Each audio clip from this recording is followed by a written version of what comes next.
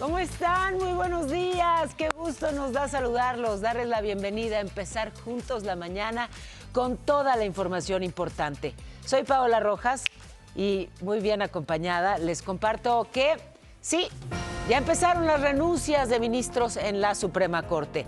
De 8 nos quedan 6. 2 de ellos presentaron su renuncia. ¿Quiénes son? Se los compartiré en unos instantes. El Senado advierte que podría no aceptar estas dimisiones. Consejeros del INE van contra su presidenta. Guadalupe Tadei impulsan un recurso contra las reformas a la Ley de Instituciones y Procedimientos Electorales. Y también la Fiscalía General acusó que la detención del Mayo Zambada fue un secuestro. El embajador de Estados Unidos, Ken Salazar, respondió, dijo que sí hubo comunicación con México sobre el caso. El derecho universal al agua ahora es condicionado. Mujeres denuncian a piperos de Iztapalapa que les exigen favores sexuales a cambio de agua. Las agresiones contra periodistas no se detienen. Asesinaron a Mauricio Cruz allá en Uruapan, Michoacán. Tendremos la información desde ese estado. Y lo inaudito, Esmeralda, una nena de solo 14 años agredida sexualmente en Querétaro, tuvo un aborto espontáneo y ahora la acusan de homicidio y quieren que le pague al presunto violador. Pero nos vamos con la información de los deportes. Pensábamos que ya estaba la cosa resuelta y resulta que no acaba hasta que se acaba. Platícanos, exactamente, mi querida Pau, muy buenos días. Pues los Yankees siguen con vida, a excepción un tanque de oxígeno porque ayer derrotaron a los Dodgers, así que continúa la Serie Mundial, más adelante platicaremos de ello. Que sigue enfriando la champaña entonces. Ahí muchísimas gracias. ¿Y qué nos vas a platicar? Aunque algo intuyo que tiene que ver con Salma. Exactamente, Muy con Salma, como la vemos. Lalo. Muy buenos días. Yo te voy a decir que como nunca, Salma Hayek hace íntima confesión familiar y está dando mucho de qué hablar. ¿De qué se trata? Aquí lo vamos a descubrir. Ya nos cuentas, Lalo. Gracias, buenos días. Eso. Y un abracito con Ira Hurtado. ¿Cómo estás, mi Pau? Buenos días. Ya mitad de semana, ya huele como a panecito de muerto, ¿no? Ay, perdón, mi perfume es nuevo, te huele a pan de muerto, mira. No, huele... Tú me hueles a cempasúchil, ya no sé qué sabe. Ahí andamos. Tenemos pan de muerto para todos los compañeros, pero antes de eso vámonos a la información importante. Oigan, esto que de verdad le hemos venido dando seguimiento y es de no creerse. Sabemos que hay, pues sí, una crisis hídrica a nivel mundial.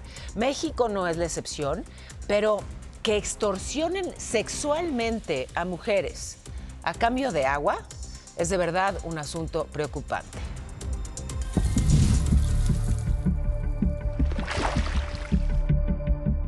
Sí, ha habido casos que quieren acosar a las mujeres, ¿no? Dicen, ay, aquí.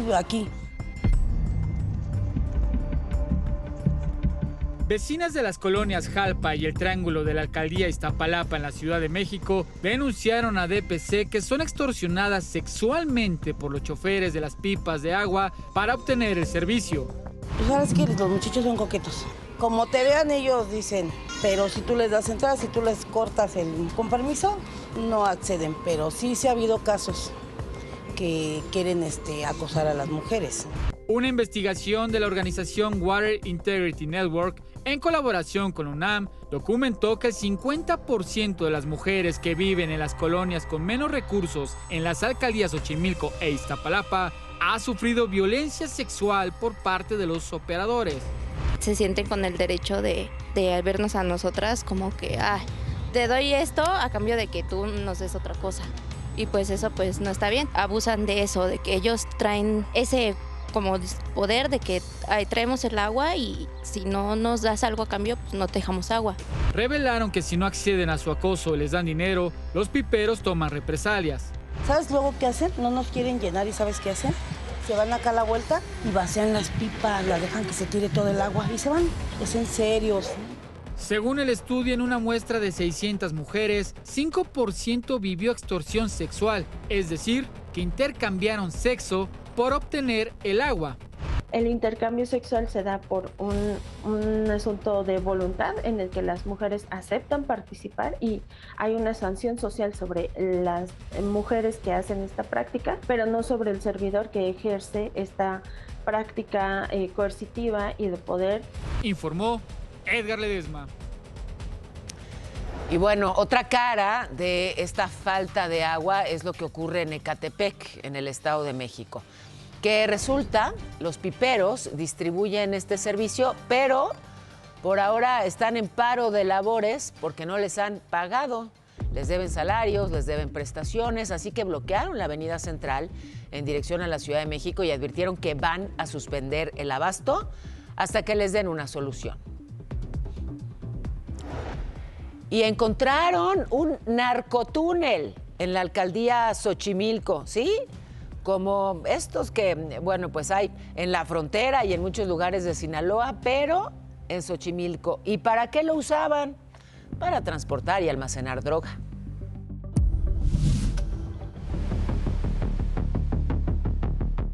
En esta vecindad que parece normal por fuera, sin ningún sello por parte de la autoridad, era donde operaba el narcotúnel por dentro. En el número 30 de la colonia Barrio de Belén, en la alcaldía Xochimilco de la Ciudad de México, las personas viven de manera normal. Incluso continúan entregándole ofrendas de flores de cempasúchil a la imagen de la Santa Muerte que tienen en la entrada. Esto a pesar de que detuvieron a un hombre y a 2 mujeres por presuntamente almacenar y transportar droga en un narcotúnel de apenas unos metros de longitud, que conectaba 2 predios y llevaba a una azotea. Para los vecinos fueron atípicos los cateos que derivaron en el aseguramiento de droga y un arma, ya que los policías eran amigos de los que vivían ahí. Periódicamente hacen una operativa, pero pues, no les agarran muchas cosas, una otra cosita ahí. Los locatarios de la calle 2 de abril de la colonia Las Cruces, donde también hubo detenidos, detallaron que fue muy extraño ver que arrestaran a su vecino y se aseguraran más de 100 dosis de cocaína y marihuana. Era un vecino normal y saludaba y todo. Normal, tranquilo, sencillo, pues, barachitos, pues. Hasta el momento, ninguno de los predios tiene a simple vista algún tipo de indicación de que fueran resguardados como parte de una investigación. Hasta el más mustio es el que puedes encontrar, hasta lo que no. Eso hay que cuidarse más. Te informó Kena Uribe. Pues sí, las muchas dejo porque a ti te da mucha risa. Y fíjate, mientras dormíamos, estaban trabajando exhaustivamente en los últimos detalles de la mega ofrenda en el Zócalo de la Ciudad de México. Y ya están ahí estas estructuras, esqueletos, catrinas. Por lo menos 100 artistas participaron en este montaje. Hay un espejo de agua, cartonería monumental, trajineras, chinampas, flores de cempasúchil y bueno, se prevé que hoy sea inaugurada y estará abierta hasta el próximo 3 de noviembre. Excelente plan familiar, ¿no? Para que te vayas ahí con todos los chavitos. Les encanta estas fiestas aparte y se ve increíble. Mira, el Zócalo capitalino se ve maravilloso. Y sí, la verdad es que la Ciudad de México es hermosa, pero en estos días se pone todavía más guapa con todo lo que ocurre. Voy a ir por más relación... perfume de cempasúchil. Sí, bueno. Sí, ¿no? Y yo ¿qué era pan de muerto? ¿De pan de muerto? ¿En serio, bueno, pan de muerto? No. Yo dije que el estudio olía pan de muerto. Perfecto. Mientras no huela muerto, porque entonces sí ya me empezaría a preocupar muchísimo. En lo que resolvemos aquí el tema de... Muchísimas gracias. Gracias, Josefa. Y bueno, preocupados, sin duda, por lo que ocurre con el periodismo en nuestro país y la violencia que afecta justamente a quienes nos dedicamos a informar. Mataron al periodista Mauricio Cruz Solís allá en Uruapan, Michoacán. Y yo agradezco mucho a Adán García, director general de Primera Plana, uno de los medios en los que justamente colaboraba nuestro colega, que esté hoy con nosotros. Adán, buenos días. ¿Qué información tienes con respecto a este asesinato? Antes que nada, pues mis condolencias por tu cercanía con él y qué información tienes con respecto a este ataque.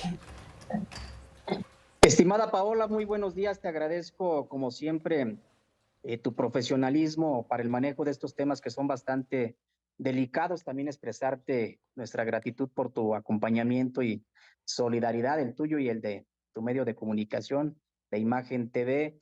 Comentarte que lamentablemente la violencia que han padecido decenas de periodistas en el territorio nacional, en esta ocasión nos alcanzó en nuestra casa informativa de Primera Plana y de La Poderosa, 2 plataformas informativas que tenemos aquí en Michoacán y desde las cuales hacemos un esfuerzo día con día, como muchos otros medios de comunicación, pero para poder llevar a cabo. Preguntarte, Adán, ¿qué notas cubría, qué información cubría Mauricio? ¿Qué consideras puso, pues no solo en riesgo su vida, sino que terminó con ella?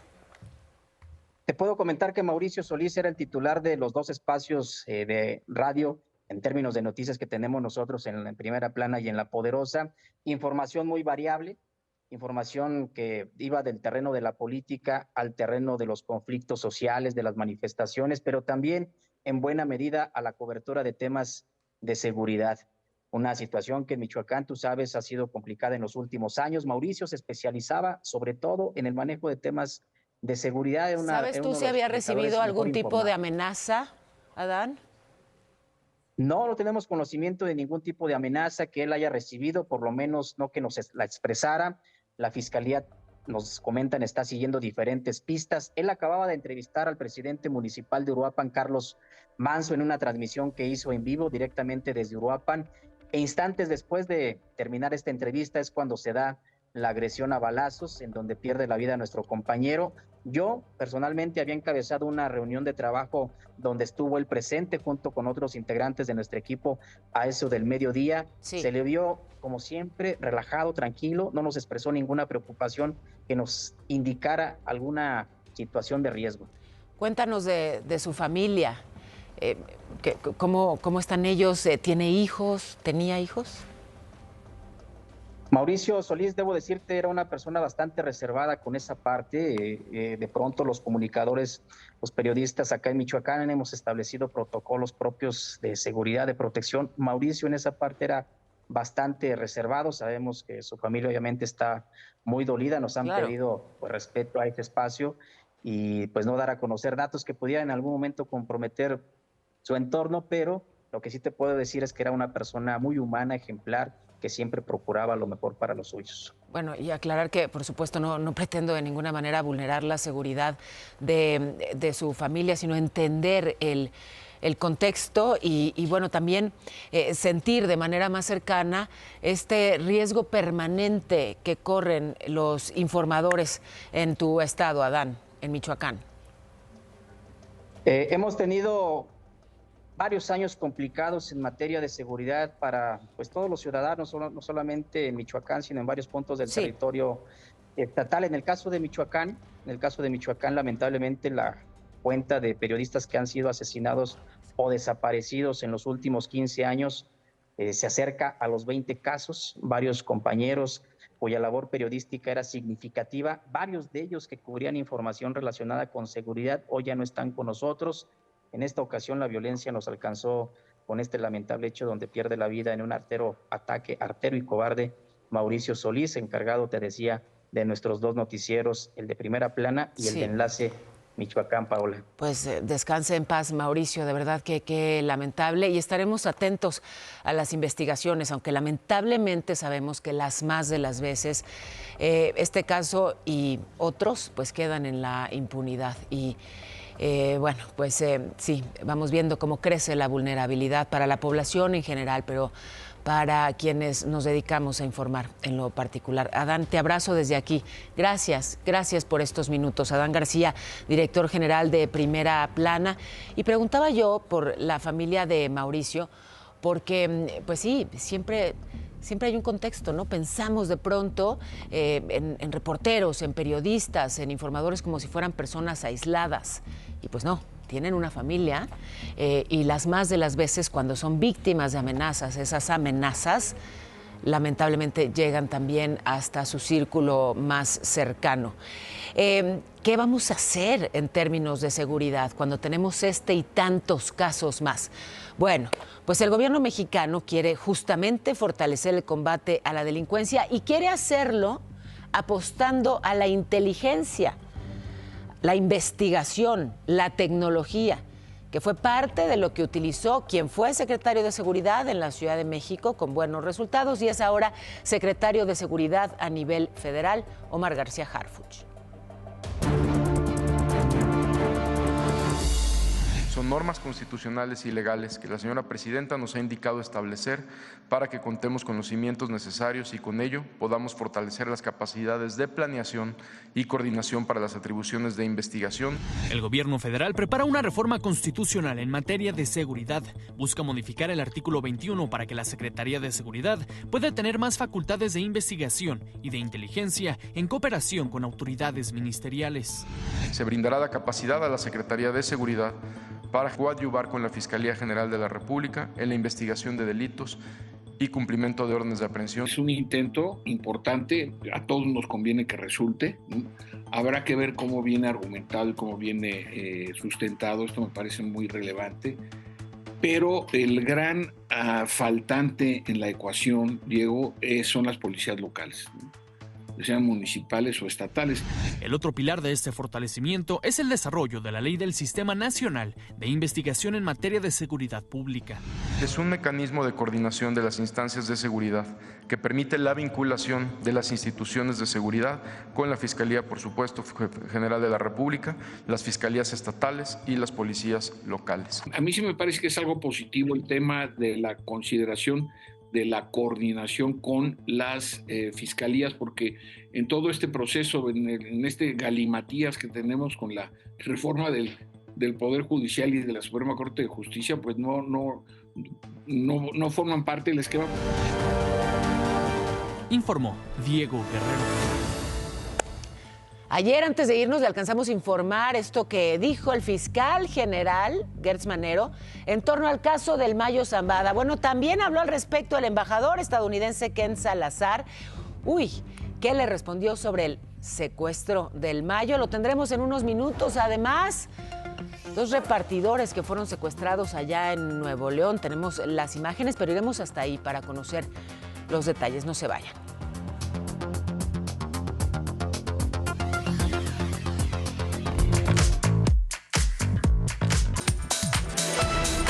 Ayer le presenté las declaraciones del fiscal general Alejandro Gertz Manero, que estuvo en la mañanera y desde ahí pues exigía explicaciones a los Estados Unidos por el secuestro de Ismael, el Mayo Zambada.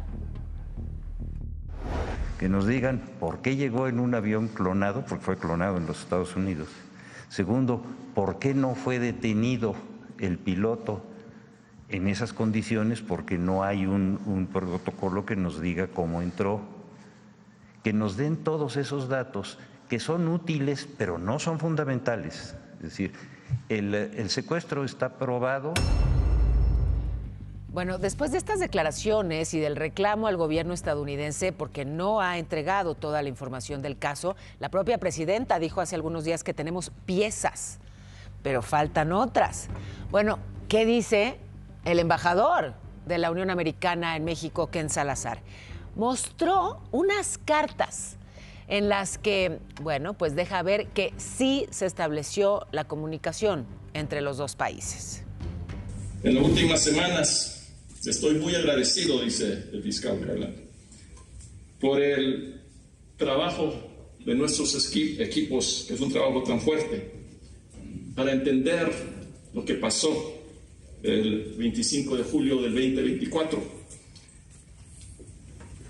Los delincuentes altos de traficantes de la droga, en general, no se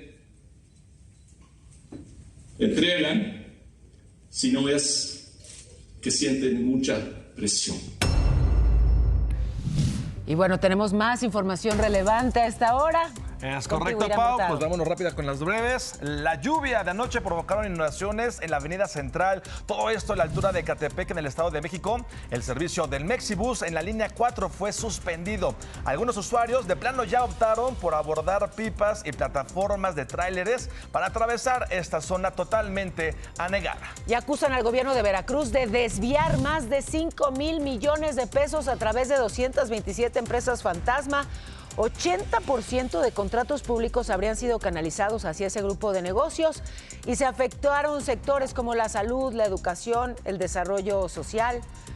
Eso en Veracruz. Mientras tanto, en el primer trimestre del año, Pemex registró una pérdida de más de 161 mil millones de pesos. Se trata de su mayor pérdida para un periodo similar. Todo esto desde el 2015. Y el exgobernador de Chihuahua, César Duarte, fue visto recorriendo un lote de autos en ese estado. Sería ya la tercera aparición pública del exfuncionario desde que salió de prisión, aunque sigue sujeto a proceso penal por peculado. Y en este recorrido por la información llegamos con esto, con el Tribunal Electoral, que multó a Morena con 325,710 pesos. ¿Por qué?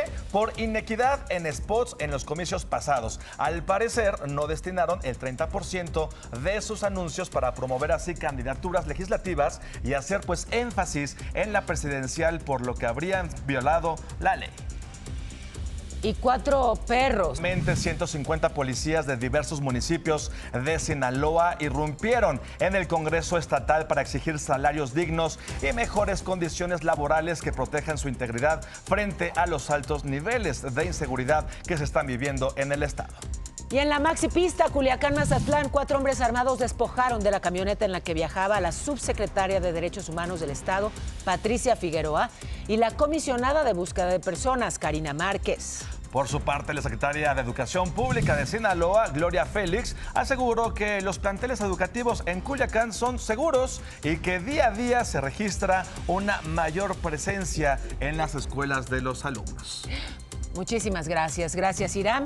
Y bueno, pues hemos seguido este caso de una menor, una niña de 14 años que podría ser enjuiciada por, pues haber tenido un aborto espontáneo. Primero fue violada. El embarazo terminó en un aborto espontáneo. Esto es parte de lo que se sabe al respecto.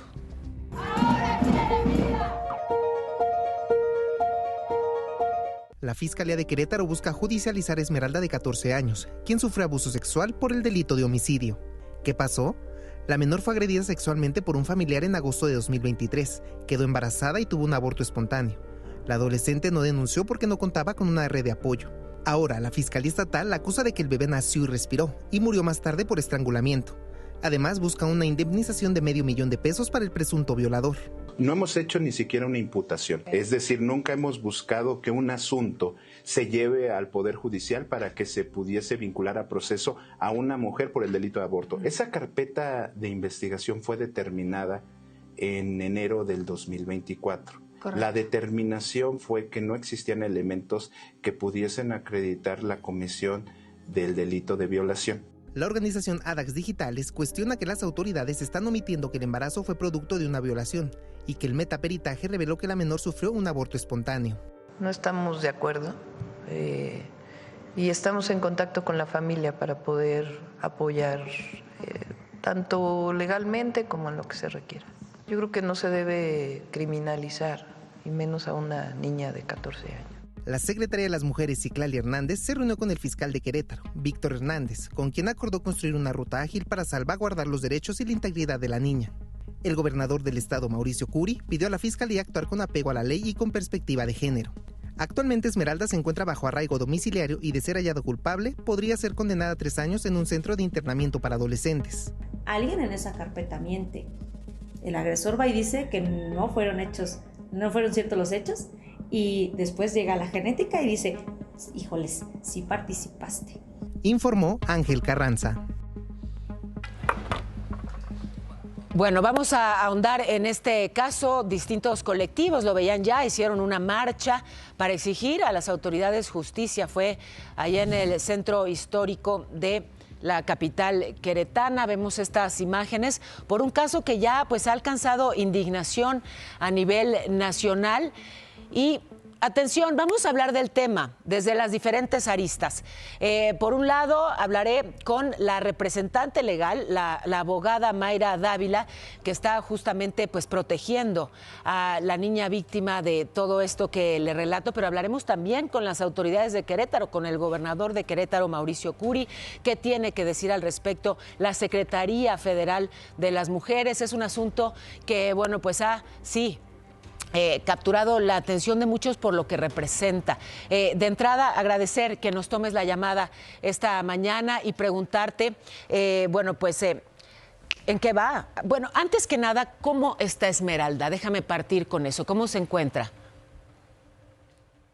Pues muy consternada por todas estas declaraciones que se han dado por parte de las autoridades en los medios de comunicación, es porque siente que todavía no la ha condenado un juez como tal, pero ya existe este señalamiento directo, y lo cierto es que ella todavía está en este proceso de terminar de entender lo que está sucediendo, de terminar de llevar un duelo, de que no ha tenido la oportunidad de sanar y de ponerse al centro de este proceso jurídico. Entonces, bien no está, evidentemente claro.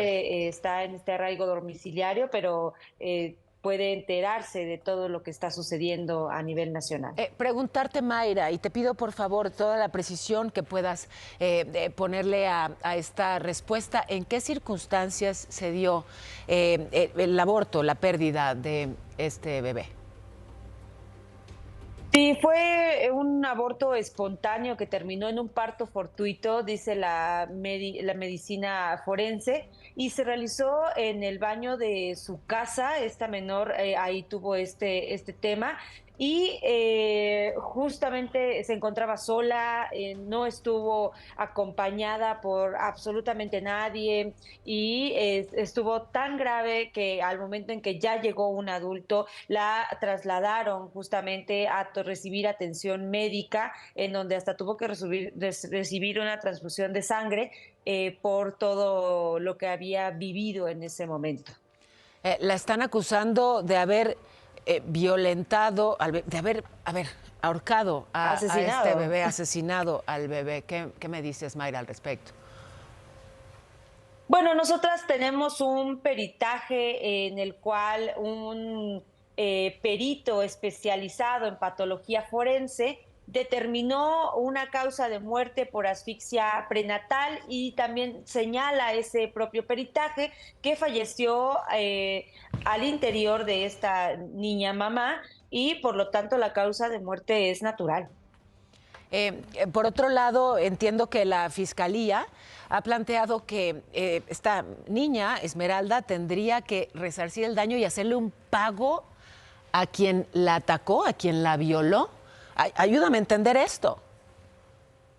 Bueno, es que en el ámbito jurídico la Fiscalía tiene que establecer una reparación del daño por cualquier delito, y eso se solicita ante un juez.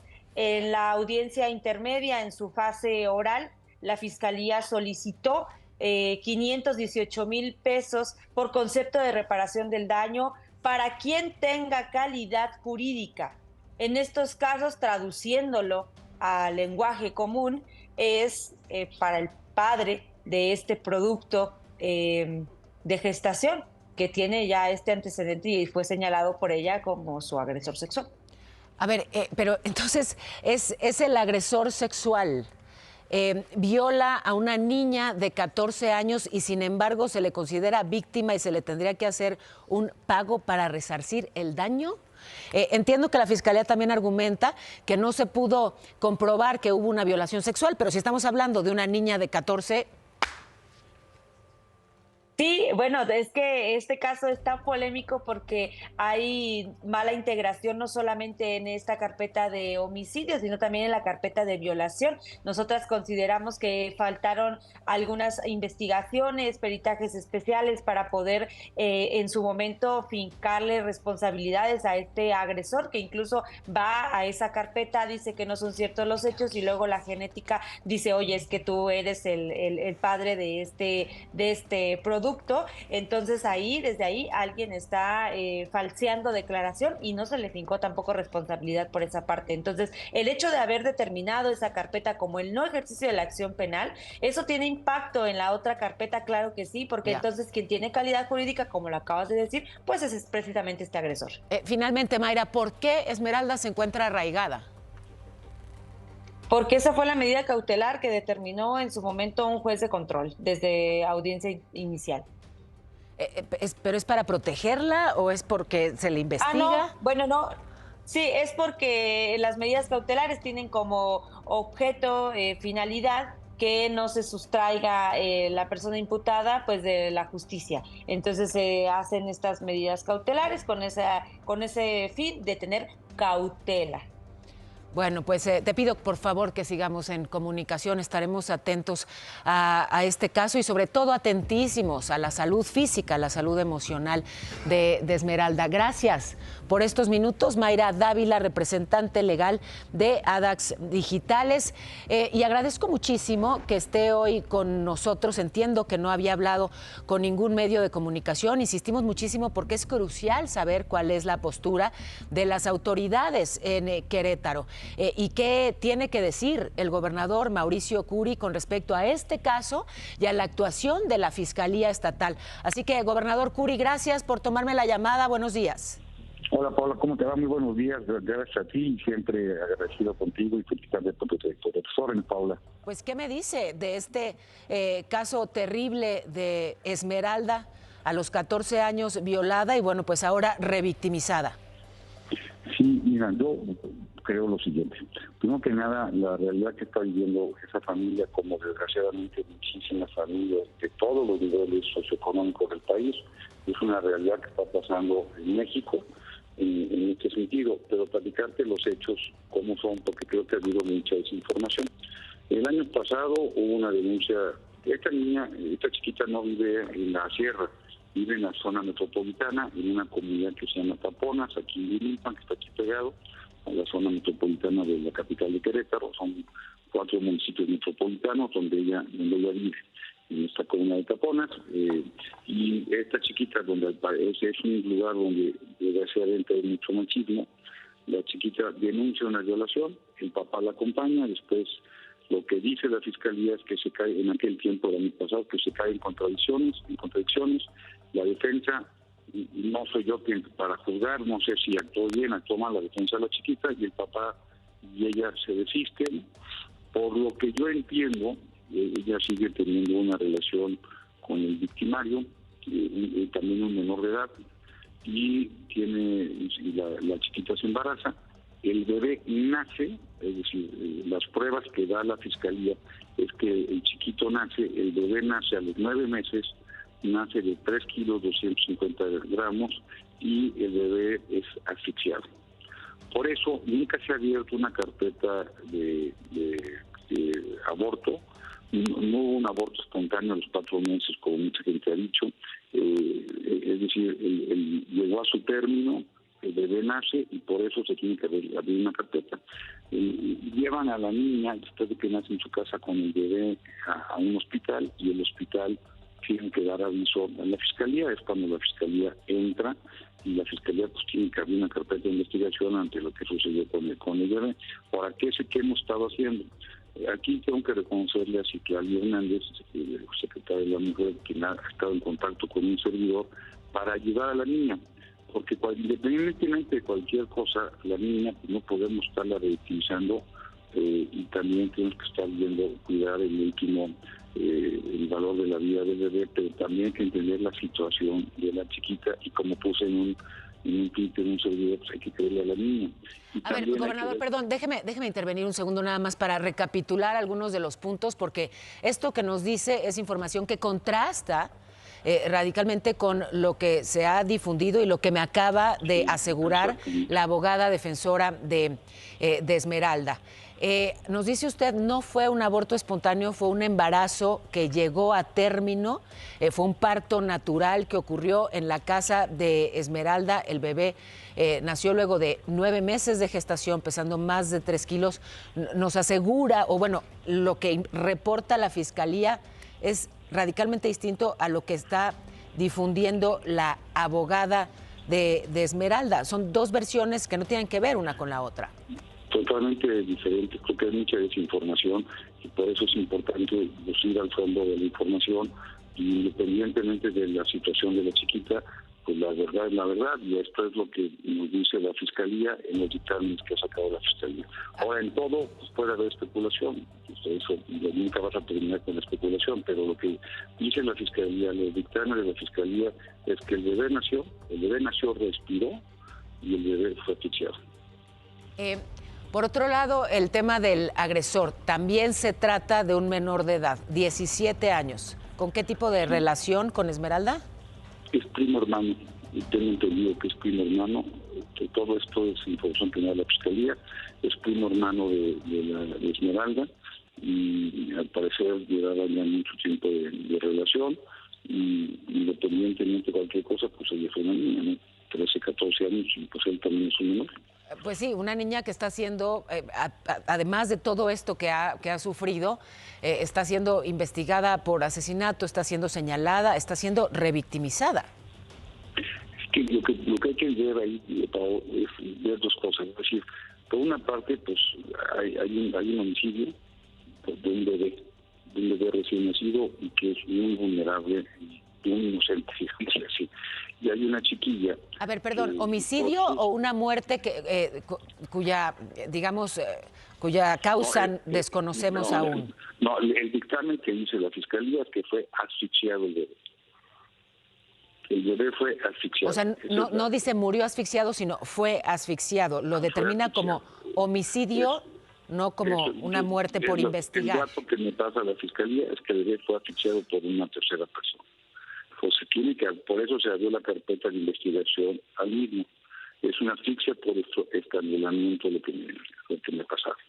Entonces creo que es muy importante pues decir las cosas como son, y por supuesto asumir responsabilidades, ayudar a la chiquita, ayudar a la familia, y ver inclusive a este niño también qué es lo que sucede en esa familia, y empezar a hacer programas a nivel nacional, y por supuesto llegar a nivel local, para poder que no vuelva a repetirse esto. Es muy enfático en la necesidad de apoyar a Esmeralda. ¿De qué manera lo está haciendo el gobierno de Querétaro?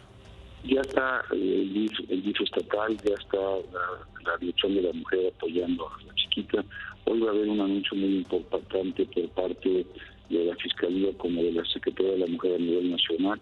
Aquí vuelvo a repetir, sin tema, y de verdad lo digo sin partido de color, yo pertenezco a otro partido del que pertenece la Secretaría de la Mujer. Creo que ella se ha portado de forma de ayudar a la niña, no de partidizarlo, pero bueno, pues hay que decir las cosas como son, hay que apoyar a la chiquita desde la parte federal, la parte estatal, y pedirle también al municipio que se haga. Pues sí, yo creo, Pablo, que lo que sí es muy importante decir es varias cosas que la gente o está desinformada o la gente la está mal informando. Primero, que no era un embarazo de 4 meses, llegó a término, el bebé nació y fue estrangulado por ahorcamiento. Esto es lo que todos los dictámenes que nos pasa la Fiscalía. Ahora, vienen a especular hoy si están bien los dictámenes o no están bien los dictámenes. Eso habrá que, si quieren, inclusive que se haga una comisión para revisarlo. Me parece que es crucial que así sea, porque son versiones radicalmente distintas. La que me plantea usted, digamos, citando a la Fiscalía de acuerdo a su propia investigación, y lo que plantea la abogada que defiende Esmeralda. Están hablando de 2 casos distintos, así que tocará revisar detalladamente lo que de verdad ocurrió, y por lo pronto, de cualquier modo, muchos puntos que consternan con respecto a Esmeralda, el hecho de que, por ejemplo, tenga que resarcir el daño y hacerle un pago económico. Eso es mentira, eso es totalmente... también es falso. Eso es totalmente falso. Nunca la Fiscalía ha pedido, imagínate, pedir creo que nunca la Fiscalía ha pedido que se le pague a la víctima. Eso es una locura. Eso es falso, así que de toda falsedad, según todos los datos que me da la Fiscalía. En ningún momento se le ha pedido que se le pegue a la pobre chiquita. Imagínate, nada más, sería una locura eso, ¿no? Entonces ahí la Fiscalía me lo ha negado rotundamente. A ver, bueno, pues propongo que sigamos en comunicación, por favor, porque me parece que hay mucho todavía por investigar y por determinar para llegar a la claridad de lo que de verdad ocurrió con Esmeralda. Le agradezco muchísimo estos minutos, esto que nos comparte. Le pido sigamos en comunicación. Y bueno, sí, claro, en el centro de esta investigación, Esmeralda, por supuesto, pero también supongo que si efectivamente se comprueba que todo esto que se ha difundido por parte de la defensa es falso, pues habrá que proceder ahí también, ¿no? Sí, pues mira, lo más complicado es cuando se empiezan a decir muchas mentiras y que esto empieza a lastimar pues más a la víctima y esas personas, pero sí te puedo decir es que yo estoy dispuesto pues para lo que se diga. Yo soy transparente y ya el fiscal ha salido en varias ocasiones, tanto en redes sociales como en algunas entrevistas. La vicefiscala de este asunto en particular ha salido también a decirlo, y cuando me digan, inclusive yo les puedo pedir, y si están de acuerdo, pues que salgan los programas que ustedes me digan, y más contigo, Pablo, que es muy profesional, pues que pueden hablar contigo, pero sí es totalmente diferente a muchas versiones que están hablando. Mis hijas ya tratas de imaginar cómo están, y cuando les explico pues ya entienden, pero lo que pasa es que si la gente está muy enojada, hay mucha rabia pública, y es entendible porque los argumentos que dan pues son horribles. Imagínate una chiquita que aparte dicen que es de la sierra, que a los 4 meses, que es indígena, que es de la sierra, que a los 4 meses tuvo un aborto espontáneo, que fue violada, y que aparte... Todo lo que se venía difundiendo, sinceramente, parecía demencial. A la víctima, para por ejemplo, es una locura, o sea, pero creo que al fin y al cabo las cosas siempre llegan a su nivel, y las aguas siempre llegan a su nivel, y la verdad va a salir. Yo espero con todo gusto seguirlo aclarando y que la gente lo vaya aclarando. Ahora, gobernador, importante, esto que nos menciona usted está citando la investigación de la Fiscalía. Totalmente. O sea, no es algo que evidentemente a estas alturas le conste a el gobernador Mauricio Curi. No, sería imposible que me contara, porque de hecho tenemos una fiscalía que es autónoma, que yo confío en la fiscalía, a eso justamente iba, confía en la Fiscalía Estatal. Sí, confío. Bueno, pues seguiremos en el tema. Confío no porque por una fe ciega. Confío porque yo creo que el comportamiento predice comportamiento, y el comportamiento de esta fiscalía siempre ha sido un comportamiento serio, responsable, científico, y también es así que lo vemos en los resultados, que en Querétaro 8 de cada 10 homicidios son esclarecidos. Pero es esta de Esmeralda una investigación en curso, pues. Todo es una investigación en curso, y yo paso el informe que quedó de la fiscalía, y te agradezco mucho que me ayudes también a difundir esta versión, que es la versión oficial, la versión de la Fiscalía. Pues lo que busco difundir es la verdad, así que insistentemente seguiremos tras ella. Gracias por estos minutos. El gobernador de Querétaro, Mauricio Curi, y pues sí, la verdad es que sorprende muchísimo todo esto que comparte, porque contrasta radicalmente con lo que instantes antes escuchábamos por parte de la abogada defensora, así que es una investigación en curso, y bueno, pues habrá que ir a los hechos, ¿no? para tener claridad sobre qué es lo que verdaderamente ocurrió con respecto a Esmeralda, de solo 14 años. Déjeme ir rápidamente, cuántos temas ya se me acumularon, pero están ocurriendo muchas cosas importantes en el país. Le hablábamos ayer de este trascendido, algunos ministros de la Suprema Corte que se anticipa van a presentar su renuncia. Bueno, finalmente son solamente 2 los que hasta este momento han renunciado. El primero, Alfredo Gutiérrez Ortiz Mena, luego de casi 12 años en el cargo, y también Jorge Mario Pardo Rebolledo. Así que ellos sí presentan desde ya su renuncia. El coordinador de Morena en diputados, Ricardo Monreal, también Gerardo Fernández Noroña, que preside la Cámara de Senadores, dijeron que esta renuncia podría no ser aceptada por el Pleno del Senado, así que de pronto no se aceptan las dimisiones y no ocurren. Hasta ayer el Senado informó que 402 integrantes del Poder Judicial habían declinado participar en la elección del próximo año. Hoy ya se acaba el tiempo para notificar a aquellos que no quieran ir al proceso, lo tienen que anunciar el día de hoy. Y bueno, anoche, durante la presentación del primer capítulo de Voces del Nuevo Poder Judicial, la ministra Esquivel dijo que el sistema de justicia debe transformarse profundamente para que sea más cercano a la gente. Mientras que en el Pleno del Senado, con 75 votos a favor, 40 en contra, se aprobó la integración del Comité de Evaluación del Poder Legislativo, el que va a determinar la elegibilidad de aspirantes a jueces, magistrados y ministros. Ahí están quienes integran a este Comité de Evaluación, que será sustancial. Así que esto es parte de lo que ocurre en la Suprema Corte de Justicia y lo que ocurre en el Poder Judicial. El 5 de noviembre se va a discutir el proyecto de sentencia de las acciones de inconstitucionalidad contra la reforma judicial presentada por el ministro Juan Luis González Alcántara, que propone pues invalidar justamente la elección de jueces y magistrados. Tengo que ir a la pausa y bueno, volveré justamente con Las recomendaciones, fíjense, o qué dicen en el Vaticano con respecto al abuso sexual a menores, un tema que hoy hemos tocado con especial atención, eso y mucho más en solo unos minutos. No se vayan.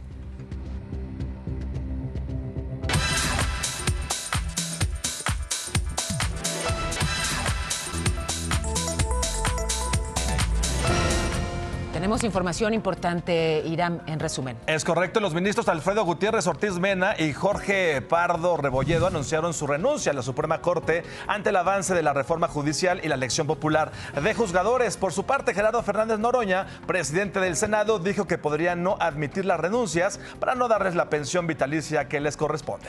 Y 6 consejeros del INE buscan discutir en la sesión la pertinencia de interponer una controversia constitucional contra las reformas a la Ley General de Instituciones y Procedimientos Electorales que le dan más facultades a la presidencia del Instituto, Guadalupe Tadei. Y también el fiscal general Alejandro Gersmanero reiteró que el Mayo Zambada sí fue secuestrado para ser entregado a Estados Unidos, a quien pidió explicaciones y más información al respecto. El embajador estadounidense en México, Ken Salazar, respondió, pues demostró que en su momento sí hubo comunicación entre ambos países. Y esta mañana el exsecretario de Seguridad, Genaro García Luna, presentó su apelación al veredicto y a la sentencia que el juez Brian Cogan le impuso por narcotráfico y delincuencia organizada. Y también, en más información, la senadora Cintia López Castro, quien se había ausentado a la votación de la supremacía constitucional, renunció al PRI. Horas después de su anuncio, la mayoría de Morena en el Pleno del Senado aprobó ratificar a López Castro como presidenta de comisiones de defensa de los consumidores. En tanto, el panista Marco Cortés anunció que solicitó licencia para separarse de su cargo por unos días. Estará fuera del 29 al 31 de octubre. Y anoche fue asesinado el periodista. Minutos hablamos con Mayra Dávila, representante legal de ADAX Digitales, el colectivo que ha dado seguimiento a la situación de Esmeralda, la niña de 14 años que podría ser procesada penalmente en Querétaro. Y esto nos dijo. Nosotras consideramos que faltaron algunas investigaciones, peritajes especiales para poder en su momento fincarle responsabilidades a este agresor, que incluso va a esa carpeta, dice que no son ciertos los hechos y luego la genética dice, oye, es que tú eres el padre de este producto. Hablamos también con el gobernador Mauricio Curi y defendió o planteó la versión de la Fiscalía Estatal de acuerdo a la carpeta de investigación. Dice la Fiscalía, el dictamen de la Fiscalía es que el bebé nació, respiró y el bebé fue asfixiado. Por otro lado, el tema del agresor, también se trata de un menor de edad, 17 años. ¿Con qué tipo de relación con Esmeralda? Es primo hermano. Y fíjense, en torno al abuso sexual a menores, apenas ayer la Comisión de Protección de Menores presentó en el Vaticano su primer informe a petición del Papa Francisco sobre lo que la Iglesia Católica está haciendo y lo que tiene que cambiar para evitar los abusos sexuales. Recomendó a la Iglesia establecer relaciones formales y estables con las autoridades, en particular con el Sistema Nacional de Protección Integral de Niñas, Niños y Adolescentes, desarrollar un protocolo de comunicación para que haya un enlace activo con las víctimas. Precisamente Vianney López, que fue víctima de abuso sexual por parte de un sacerdote de los Legionarios de Cristo, reaccionó al informe.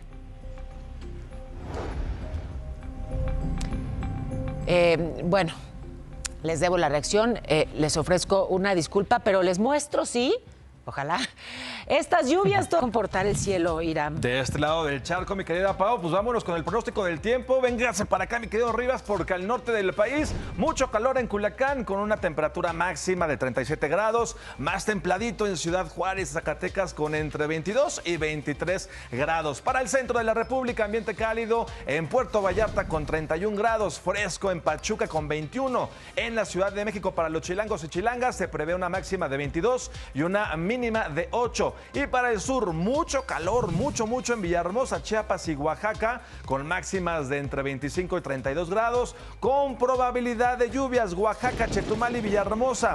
Y vámonos con los comentarios del público rápidamente. Ahí está, saludos para ti, Fabi, Esqueta Silva, Diana Alvarado, Eduardo Benítez Siriaco, Perla Santillán, Jesús Armando Sánchez Pérez, Arias Mendoza y Magda Cruz. No te hagas, porque Magda dice, ahora sí, léanme, por favor, un abrazo desde la lluviosa hermosa Playa del Carmen. Eso. Y un abrazo a Irán.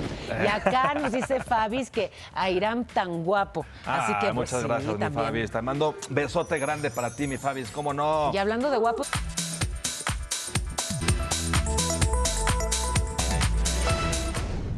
Banco Multiva presenta. El Banco del Bienestar alertó sobre posibles fraudes a sus beneficiarios. En redes sociales circuló el rumor sobre un supuesto pago adicional de 12,000 pesos para adultos mayores en noviembre. Sin embargo, negó la información y aclaró que no se distribuirán tarjetas temporales para acceder a fondos complementarios. Pidió no confiar en información no verificada para evitar ser víctimas de fraude. Banco Multiva presentó. La Comisión Federal de Competencia Económica presentó una demanda de acción colectiva contra distribuidores de medicamentos por coludirse, aumentar precios y limitar su abasto de 2010 a 2019. Causaron daños por más de 2.300 millones de pesos. Y también ya fue identificado el 8º cuerpo recuperado de la mina El Pinabete, esto en Coahuila. Se trata de Mario Alberto Cabriales. Detuvieron a 2 personas en Zapopan, Jalisco. El hombre es jefe de los Deltas, una organización ligada al cártel Jalisco Nueva Generación. Junto con su esposa, lavaba dinero en negocios de belleza y bienes raíces. A ver, y está cerrada Avenida Central. Vámonos rápidamente hasta Ecatepec, en el Estado de México, con este bloqueo. Te escuchamos, Ricardo Vitela, con la información. Buenos días.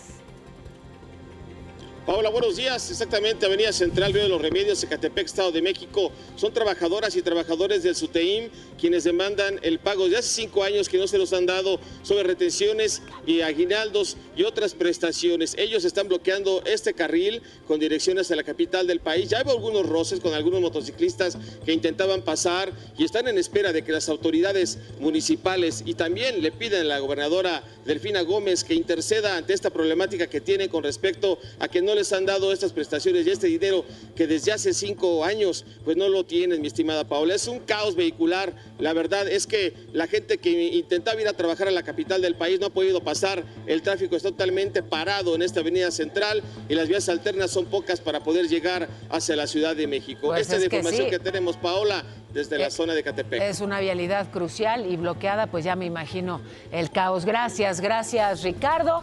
Y sí, nos dio tiempo. Gracias, Chamorro, por este pilón. Gracias, equipo, por este programa. Gracias a ustedes por acompañarnos.